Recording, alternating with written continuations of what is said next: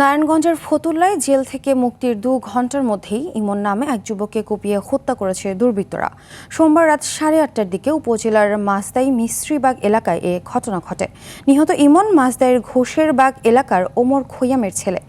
নিহতের স্বজনরা জানান 1.5 মাস আগে মাদক মামলায় পুলিশের হাতে গ্রেফতার হয় ইমন। সন্ধ্যায় জামিনে মুক্ত হয়ে বাসায় ফিরলে স্থানীয় চিহ্নিত মাদক ব্যবসায়ী ফেরদৌস, জাহিদ, চক্ষু হৃদয় ও চশমা সাব্বির তাকে ডেকে নিয়ে এলোপাথারি কুপিয়ে হত্যা করে। এ ঘটনায় জড়িতদের গ্রেফতারে অভিযান চলছে বলে জানিয়েছেন ফতুল্লা মডেল থানার ভারপ্রাপ্ত কর্মকর্তা আব্দুল মান্নান।